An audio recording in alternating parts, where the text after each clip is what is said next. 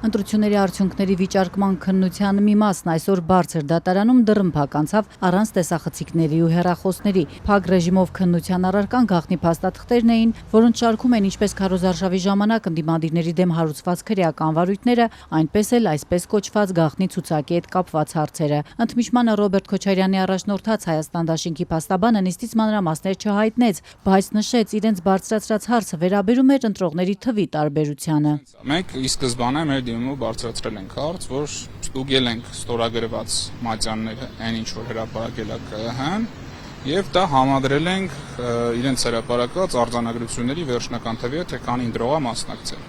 Հայտնաբերել են 27800 ստորագրության բացակայություն։ Հովհաննես Խուդոյանն ու գործընկերները ստուգել են ստորագրված մատյանները, դրանց թիվը համադրել կենտրոնական ընտրական հանձնաժողովի հրապարակած թվի հետ ու պարզել, որ շուրջ 27000 ստորագրություն բացակայում է։ ԿԸՀ-ն ի սկզբանե դրան պարզաբանել է, որտեղ կան նաև գաղտնի ցուցակով քվեարկողները, զինծառայողները եւ այլն։ Դա ընդունելի արգումենտ է։ Խուդոյանի խոսքով կենտրոնական ընտրական հանձնաժողովը պարզաբանել էր, որ գաղտնի ցուցակով են անցնում զինծառայողները եւ բանտերում պահվողները, եւ այդ տարբերությունը դրանով է պայմանավորված։ Օրենքով այս ցուցակները չեն հրապարակվում։ Հանձնաժողովի պարզաբանումներից հետո էլ են ստուգել ու թեև թիվը նվազել է, միևնույն է տարբերություն դեռ կա։ Ամեն դեպքում վերջնական արդյունքով էլ հանել ենք 4-5000-ի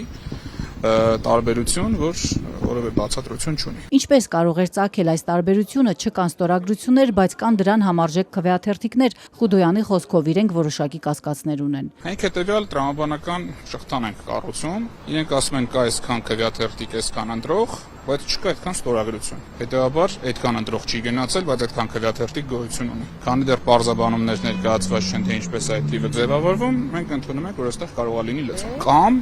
այնքան շատ վատ աշխատանք ԿԸՀ-ից, որ ընտրությունների արդյունքները հնարավոր չի վերահսկել։ Թե ինչ բացատրություններ է տվել կենտրոնական ընտրական հանձնաժողովը, այսօր չհաջողվեց պարզել։ Հունիսի 7-ին անցկացված քվեարկության արդյունքները բարձր դատարանում վիճարկող 7 ուժերից Հայաստան դաշինքի փաստաբանի խոսքով իշխող ուժի ներկայացուցիչներն անլրջացնում են արդեն 5 օր շարունակվող դատաքննությունը։ Նկատի ունի այն, որ իշխող ուժը չսպասելով սահմանադրական դատարանի որոշմանը զբաղված է նոր խորհրդարանի նախագահի, փոխնախագահի թեկնածուների ընտրությամբ։ Կամ տարբերակ մեկ թքած ունեն, թե ինչա կատարվում բարձր դատարանում, կամ որոշակի երաշխիքներ ունեն, որ բան չի փոխվելու։ Սահմանադրական դատարանում իշխող ուժին ներկայացնող Սուրեն Գրիգորյանը սակայն հակադարձում է։ Վստահ են, որ իրենք կհաղթեն նաև բարձր դատարանում։ Եվ այդ պայմաններում, քանի որ ընտրությունները լեգիտիմ են, լեգալ են, եւ արգումենտներն էլ լսում ենք եւ մեր սահմանադրական դատարանի անաչառությանը վստահ ենք, այդքանի շրջանակներում այո համոզված ենք, որ սահմանադրական դատարանի կողմից ընտրությունները անբավեր չեն ճանաչվի։ Բարձր դատարանում անցած ուրբաթ սկսված դատավարության սկզբից էլ իշխող ուժի ներկայացուցիչները պնդում են, ընտրախախտումների հեղինակները ընդդիմադիրներն են։ Նախ մենք ի սկզբանե ծանոթ ենք ամբողջ գործընթացին, գիտենք, որ գործընթացը ունեցել է այո անհանգստացնող բավականին մեծ թերություններ դրսևորված մասնավորապես ընտրակաշառքի բաժանման ընդդիմադիր ուժերի կողմից, ինչը ինչպես նշեցի ամեն դեպքում սույն դատարանում կարծում ենք չի հատել ընտրությունների վրա էական ազդեցության սահմանը։ Չնայած այս պնդմանը քաղաքացիական պայմանագիրը ընտրությունների արդյունքները չի վիճարկել դատարանում, սահմանադրական դատարանում որպես երրորդ կողմ են ներգրավված։ ՔՊԻ մյուս ներկայացուցիչը արդարադատության նախարարն այսօր դատարան դիմաց ընդդիմադիր առանցքային ուժերից առանձնացրեց մյուս երկուսին, պնդելով ԴՕԿ-ի ու հանուն հանրապետության փաստարկների հետ համաձայն են։ Օրինակ հանուն հանրապետության եւ դեմոկրատիա օրենք եւ կարգապահություն կուսակցության ներկայացուցիչներն ասում են, որ ընտրակաշառք է եղել, ծավալները բավականին մեծ են եղել։ Մենք միանշանակ այս փաստարկների հետ համաձայն ենք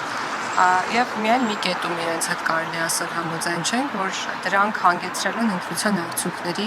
անբավերության, այսինքն կարող էին հանգեցնել ընտրության արդյունքների անբավերության։ Գալյանն առաջին անգամը չէ պնդում, ընդդիմադիրների կողմից բաժանված ընտրակաշառքները չեն ազդել քվեարկության արդյունքների վրա, որ նոր ընտրություններ նշանակվեն։ ԴՕԿ կուսակցության դիմումում սակայն ընտրական արդյունքի վրա որպես ազդեցություն միայն ընտրակաշառքի մասին խոսք չկա։ Հենց առաջին նիստին կուսակցության ներկայացուցիչը թվարկել էր նաև այլ գործոններ, Իշխանության կողմից չարաշահված վարչական ռեսուրս, իշխանության իրականացրած թաքնված նախընտրական քարոզչությունը, մինչ դրա սկսվելը, ընտրողների կամքի ձևավորման վրա սոցիալ-տնտեսական միջոցների ազդեցությունը պետական միջոցների հաշվին, քաղաքական նպատակներով իրավապահ համակարգի օգտագործում եւ հանրության շրջանում վախի, սպառնալիքի, ճնշումների գործադրում, կենտրոնական ընտրական հանձնաժողովի կողմից ընտրության գործընթացների նկատմամբ ոչ պատշաճ վերահսկողության իրականացում, քվեարկության անվավեր ճանաչված ընտրատեղամասեր եւ անճշտություններ։ Օրվա երկրորդ կեսին Սահմանադրական դատարանն անցավ դռնբաց քննության։ Կողմի հետաքրքրությամբ մենք բացում ենք անվավեր քվեարկությունների